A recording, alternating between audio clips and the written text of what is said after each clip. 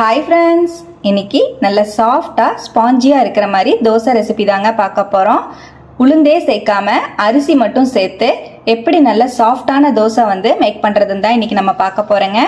Already நம்ம சேனலில் நிறைய தோசை வெரைட்டிஸ் போட்டிருக்கேன். இது ஒரு டிஃப்ரெண்ட்டாக இருக்கும். நல்லா சாஃப்டாக ஸ்பாஞ்சியாக வெறும் அரிசி மட்டும் சேர்த்து நம்ம இன்னைக்கு தோசை ரெடி பண்ண போகிறோங்க. உளுந்து சேர்க்கவே போகிறதில்ல. இப்போ இந்த சூப்பர் சாஃப்டான ஸ்பாஞ்சி தோசையை எப்படி செய்கிறதுன்னு பார்க்கலாங்க. இப்போ ஒரு மிக்சிங் பவுலில் 3 கப் போல் பச்சரிசி சேர்த்துக்கிறேன். நான் இந்த கப் யூஸ் பண்ணியிருக்கேங்க. இதில் தான் நான் மெஷர்மெண்ட்ஸ் ஃபுல்லாகவே அளந்து எடுத்துக்க போகிறேன். இப்போது 3 கப் போல் பச்சரிசி ஆட் பண்ணிக்கிறேன். பச்சரிசிக்கு பதிலாக நீங்கள் இட்லி அரிசியோ இல்லை தோசை ரைஸோ கூட யூஸ் பண்ணிக்கலாம். நான் ரேஷன் பச்சரிசி தான் யூஸ் பண்ணியிருக்கேன். இதோடவே 1 டீஸ்பூன் போல் வெந்தயம் சேர்த்துக்கிறேங்க. இப்போது எல்லாத்தையும் சேர்த்து நல்லா அலம்பிட்டு வந்துடுவோம். இப்போ அரிசியும் வெந்தயத்தையும் நல்லா 4 டைம் வாஷ் பண்ணி எடுத்துகிட்டு வந்துட்டேன். இது இருக்கட்டும். இப்போ இன்னொரு பாத்திரம் எடுத்துருக்கேங்க. இதில் 1 கப் போல் அவல் சேர்த்துக்கிறேன். நல்லா லேசாக இருக்கிற அவல் தான் சேர்த்துருக்கேன். ரொம்ப கெட்டியாக இருக்கிற அவல் நான் ஆட் பண்ணலை. இப்போது அவளையும் ஒரு டைம் வாஷ் பண்ணி எடுத்துகிட்டு வந்துடுறேன். இப்போ பாருங்கள், அவளையும் நல்லா வாஷ் பண்ணி எடுத்துகிட்டு வந்துட்டேன். இப்போ நம்ம அவளையும் அரிசியோடவே சேர்த்துக்கலாம். இப்போ நம்ம எந்த கப்பில் அவல் அரிசியெல்லாம் அளந்தோமோ அதே கப்பில் 1 கப் போல் தயிர் எடுத்துருக்கேங்க. இப்போ தயிரையும் சேர்த்துக்கலாம். இப்போ அரிசியோடவே தயிரையும் ஆட் பண்ணிட்டேன். தயிர் சேர்த்துட்டு அதுலேயே ஒரு 1.5 கப் போல் தண்ணி சேர்த்து நல்லா அரிசி மூழ்கிற அளவுக்கு ஊற்றி வச்சுருவோம். இப்போ பாருங்கள், தயிர் சேர்த்து நல்லா கலந்து விட்டுட்டேன். தண்ணி எல்லாமே சேர்த்து நல்லா கலந்து நம்ம அரிசி நல்லா ஊறி வர மாதிரி நல்லா மூழ்கிற அளவுக்கு தண்ணி சேர்த்து வச்சுக்குவோம். இப்போ அப்படியே ஒரு மூடி போட்டு மூடி ஒரு 4லேருந்து 5 மணி நேரம் ரெஸ்ட் விட்டுருவோம். இப்போ பாருங்கள், அரிசி நல்லா ஊறி வந்திருக்கு.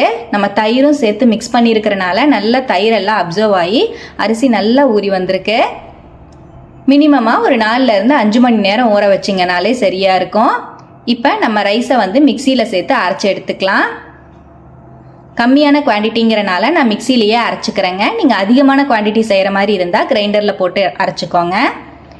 இப்போது அரிசி எல்லாத்தையுமே நான் மிக்சியில் சேர்த்துட்டேன். கொஞ்சமாக தண்ணி சேர்த்துக்கிறேன். இப்போது நம்ம நல்லா நைஸாக அரைச்சி எடுத்துக்கலாங்க. கொஞ்சம் கொஞ்சமாக தண்ணி சேர்த்து அரைச்சிங்கன்னா நல்லா நைஸாக அரைச்சிடலாம். இப்போ பாருங்கள், மாவு நல்லா நைஸாக அரைச்சிட்டு வந்துட்டேன். இந்த அளவுக்கு நல்லா நைஸாக அரைச்சி எடுத்துக்கோங்க. நீங்கள் மாவை அரைச்சி எடுத்துகிட்டு வரும்போதே அப்படியே மாவில் சின்ன சின்ன பபிள்ஸ் ஃபார்ம் ஆகிருக்கும். இந்த அளவுக்கு நல்லா நைஸாக அரைச்சி எடுத்து வச்சுக்கலாம். இப்போ அரைச்ச மாவை நான் ஒரு பாத்திரத்தில் சேர்த்துக்கிறேங்க. குறைஞ்சது ஒரு 8 மணி நேரம் நல்லா மாவு புளிக்க வச்சுக்கலாம். நான் உப்பு எதுவுமே சேர்க்கலை. இது வெயில் காலங்கிறனால நல்லா புளிச்சு வந்துருங்கிறனால நான் உப்பு எதுவுமே சேர்க்கலை. சப்போஸ் நீங்கள் உப்பு சேர்க்குற மாதிரி இருந்தாலும் சேர்த்து நீங்கள் கலந்து வச்சுக்கலாம். இப்போ மாவு பாருங்கள், நல்லா கெட்டியாக தான் வந்திருக்கு. இப்போ மிக்சி ஜார் அலசி ஒரு 1/2 கப் போல் தண்ணி சேர்த்துக்கிறேன். நம்ம தோசைக்கு தான் கரைக்கிறனால கொஞ்சம் தண்ணி சேர்த்துக்கலாம். இப்போ தண்ணியும் சேர்த்து நல்லா கலந்து வச்சிட்றேன். மாவு இந்த கன்சிஸ்டன்சியில் இருந்தால் தான் நம்ம தோசை ஊற்றி எடுக்கும்போது நல்லா சாஃப்டாக கிடைக்கும். இப்போ மாவு நல்லா கலந்துட்டேங்க. இப்போ இது இருக்கட்டும். ஒரு 8 மணி நேரம் போல் அப்படியே ரெஸ்ட்டு விட்டுருவோம். இப்போ பாருங்கள், ஒரு 8 மணி நேரம் போல் மாவு நல்லா புளிக்க வச்சுருந்தேன். மாவு நம்ம உளுந்து சேர்க்குற மாதிரி நல்லா பொங்கி வராது. நல்லா புளிச்சது மட்டும் மேலே நல்லா தெரியும். நம்ம மாவு நல்லாவே புளிச்சிருக்குங்க. நல்லா கலந்து விட்டுருவோம். இதுலேயே 1 டீஸ்பூன் போல் உப்பு சேர்த்துக்கலாம். இப்போ நல்லா கலந்துட்டேன். உங்களுக்கு சப்போஸ் ரொம்ப கெட்டியாக இருக்கிற மாதிரி இருந்தால் கொஞ்சம் தண்ணி சேர்த்து நீங்கள் கரைச்சி எடுத்துக்கோங்க. இப்போ நம்ம தோசை ஊற்றி எடுத்துக்கலாம். அடுப்பில் தோசைக்கல் வச்சுருக்கேங்க. நல்லா சூடாக இருக்குது. நல்லா சாஃப்டாகவும் ஈஸியாகவும் நம்மளுக்கு எடுக்கிறதுக்கு வரும். இப்போ 2 கரண்டி மாவு நான் ஊற்றிக்கிறேன். ரொம்ப அதிகமாக ஸ்ப்ரெட் பண்ணாமல் நல்லா ஸ்பாஞ்சியாக கிடைக்கிறதுக்காக லைட்டாக மட்டும் ஸ்ப்ரெட் பண்ணி விட்டுக்கிறேன். இப்போ இந்த தோசையில் நான் ஆயிலே சேர்க்க போகிறதில்ல. அப்படியே நம்ம சுட்டு எடுத்துக்கலாங்க. நல்லா பபிள்ஸாக சூப்பராக வந்திருக்கு பாருங்கள். மெதுவாக அப்படியே திருப்பி விட்டுக்குவோம். அவ்வளோதான், 2 சைடுமே நல்லா வெந்துருச்சு. ஆயிலே சேர்க்காம இரும்பு தோசைக்கல்லில் எவ்வளோ சூப்பராக வந்திருக்கு பாருங்கள். இப்போ இன்னொரு தோசையும் அதே போலவே நம்ம ஊற்றி எடுத்துக்கலாம். இந்த தோசையும் நான் ஆயில் சேர்க்க போகிறதில்ல. இதை நம்ம லைட்டாக தோசையில் பபிள்ஸ் ஃபார்ம் ஆனோடனே அப்படியே மூடி வச்சுருவோம்.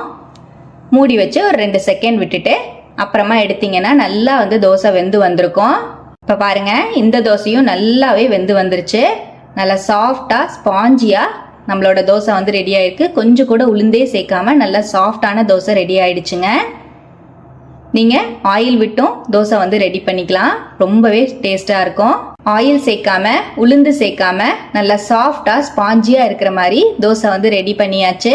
நல்லா சாஃப்டான இந்த தோசையை கண்டிப்பாக நீங்களும் ட்ரை பண்ணி பாருங்கள். எப்பவும் ஒரே மாதிரி மாவு அரைக்காமல் இந்த மாதிரி டிஃப்ரெண்ட்டாகவும் அரைச்சி பாருங்கள். டேஸ்ட் ரொம்பவே நல்லாயிருக்கும். இதில் நம்ம அவலெல்லாம் சேர்த்துருக்கறனால நல்ல டேஸ்ட்டாக இருக்கும். கண்டிப்பாக ட்ரை பண்ணி பாருங்கள். ட்ரை பண்ணி பார்த்துட்டு எப்படி வந்ததுன்னு மறக்காமல் கமெண்ட்லேயும் ஷேர் பண்ணுங்கள். நம்ம சேனலை இப்போ தான் ஃபஸ்ட் டைம் பார்க்குறீங்கன்னா ப்ளீஸ் சப்ஸ்கிரைப் பண்ணி ஒரு சப்போர்ட் கொடுங்க. லைக் பண்ணி ஷேர் பண்ணி கமெண்ட் பண்ணுங்கள். Thank you friends. பாய்.